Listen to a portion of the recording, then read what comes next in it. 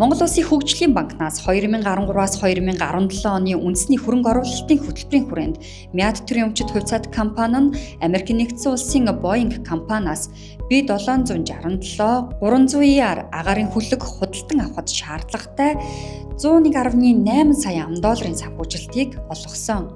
Өсөн нэмэгдэж буй эрэлтийг хангах, компанийн үйл ажиллагааны өртгийг бууруулах замаар зорчигч тээврийн тийзийн үнийг хямдруулах, үйлчилгээний нөхцөлийг сайжруулах зэрэг боломж бүрдэж, олон улсын нислэгийн чиглэл тоо давтамжийг нэмэгдүүлсэн юм.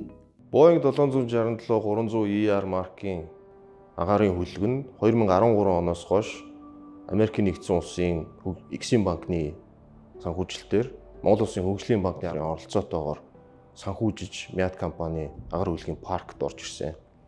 За энэ онгоц маань бидний өргөн биетэй анхны өөрийн өмчлөлийн онгоц гэдгээр ач холбогдолтой. Өнгөрсөн 12 жилийн хугацаанд нийтдээ 1.1 сая зорчигчийг тээвэрлэж 1.1 их найт төгрөгийн орлогыг Мяд компани төвлөрүүлсэн. Ингэхдээ 40 мянган цаг ниссэн дэлхийг 650 удаа тойрох хэмжээний урт аяллыг гүйцэтгэсэн байна. Мяд компанид өгсөн өгөөж нь 141 тэрбум төгрөгийн ашиг орлогыг төвлөрүүлсэн байна. Зөвхөн үүгээр зогсохгүй өөрийн өмчлөлийн агаарын хүлэгтэй байснаар бид ковидын үед иргэдээ нааш нь Монгол руугаа татж авах нийслэгүүдийг гүйцэтгэх боломжтой байсан.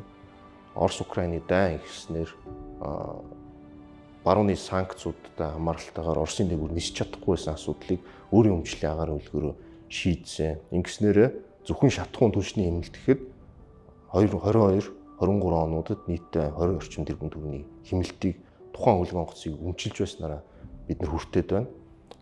Чингис хааны маань нэрийгтэйсэн энэ агаарын хүлэг маань сүүлийн 12 жил монголчуудыг дэлхийдээ олбох энэ хариуцлагатай үргийг бол нэр төртэйгээр гүйцэтгэсээр байна. Мяд компани тухайн хөгжлийн банкны болон Америк нэгдсэн улсын Exim банкны зээлийг 2022 онд амжилттай төлж дуусгасан. Үүгээр бол тухайн онгоц маань ямар нэгэн барьцаагүй ямар нэгэн зээлийн үр төлбөргүйгээр 100% Монгол улсын мэдэлж хилцсэн гэж хэлж болно.